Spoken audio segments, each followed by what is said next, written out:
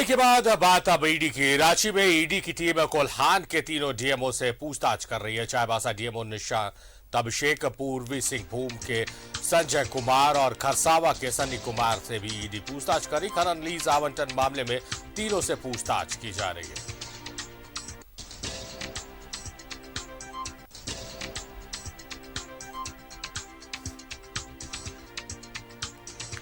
तो जांच की आज बढ़ती चली जा रही। ईडी की आज तीनों डीएमओ से जो संथाल के उनसे पूछताछ हो रही। सीधे रुख करेंगे ईडी कार्यालय का, जहां हमारे सहयोगी इमरान हमारे साथ लाइव जुड़े हुए हैं।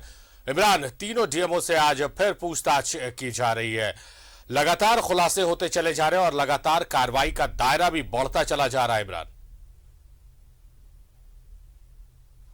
देखिए बिल्कुल साहिब, जिस तरह से इस पूरे मामले में लगातार पूछताछ का जो दायरा है वो बढ़ रहा है। पहले दुमका पाकुड़ा साहिबगंज के डीएमओ को बुलाया गया, रांची के डीएमओ को बुलाया गया, अब जो है जिस तरह से अन्य 3 डीएमओ को यहाँ पे बुलाया गया, तो कहीं न कहीं जो दायरा है वो बढ़ रहा है। लेकिन अभी कुछ देर पहले, मतलब आधे घंटे के आसपास में कई एक्टिविटी यहाँ पे देखने को मिली ईडी कार्यालय में, जहाँ अभिषेक झा की एंट्री हुई है। अभिषेक झा की एंट्री इसलिए इंपॉर्टेंट हो जाती है क्योंकि पिछले दिनों अभिषेक झा से लगातार पूछताछ की जा रही थी और अभिषेक झा से जब पूछताछ की गई थी तो अभिषेक झा को फिर बाद में छोड़ दिया गया था। उसके बाद पूजा सिंघल की मौजूदगी में अभिषेक झा खाना लेकर के जरूर आते थे यहाँ पर पूजा सिंघल के लिए और फिर वापस लौट जाते थे। लेकिन अब इस ईडी कार्यालय में ना ही पूजा सिंघल है, ना ही उससे जुड़े हुए कोई व्यक्ति है, ना ही सीएस सुमन कुमार है। लेकिन अभिषेक झा को दोबारा ईडी कार्यालय बुलाया गया, जो कि अपने आप में कई सवाल खड़े करते हैं, क्योंकि अब यहाँ से अभिषेक झा से भी पूछताछ की जाएगी। क्योंकि अभिषेक झा से पूछताछ करना इसलिए भी बेहद जरूरी है क्योंकि प्रेम प्रकाश की जिस तरह से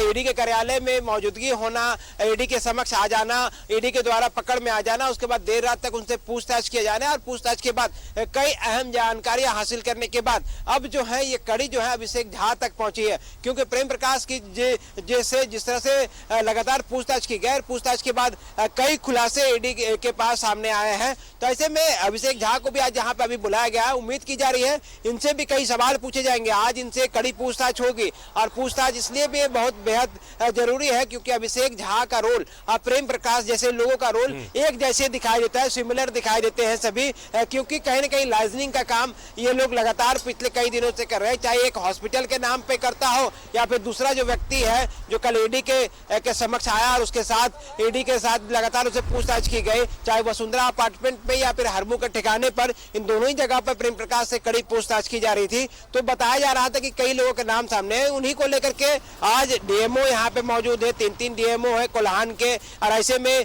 फिर ईडी कार्यालय में हरमू का ही एक व्यक्ति का प्रवेश करना, जो कि इस बात को बताता है कि हरमू में कल जितनी गतिविधियां हुई हैं उन गतिविधियों की जानकारी लेने के लिए और किस तरह से लीज लिया गया था, उस भवन का किराए पर किस तरह की चीजें ली गई थी, इन तमाम जानकारी लेने के लिए ईडी कार्यालय में हरमू का एक व्यक्ति को भी बुलाया गया है, जिनसे उनसे जानकारी ली जाएगी। हालांकि वो व्यक्ति खुद पहुंचे या उसे बुलाया गया, ये अंदर ही बाहर आने के बाद ये सारी चीजें स्पष्ट हो पाएंगी। लेकिन अब तक की सबसे बड़ी खबर यही है कि अभिषेक झा को एक बार फिर ईडी ने तलब किया है। अभिषेक झा इसलिए भी महत्वपूर्ण हो जाता है क्योंकि पिछले दिनों जब 19 करोड़ रुपए से अधिक जब बरामद किए गए थे तो अभिषेक झा, आईएएस अधिकारी पूजा सिंघल और सुमन कुमार जो कि सीए थे, इन तीनों से कड़ी पूछताछ की गई थी। इमरान, लौटते आपके पास, इमरान हम आपके पास लौटते, आप हमारे साथ बने रहिए। अपने दर्शकों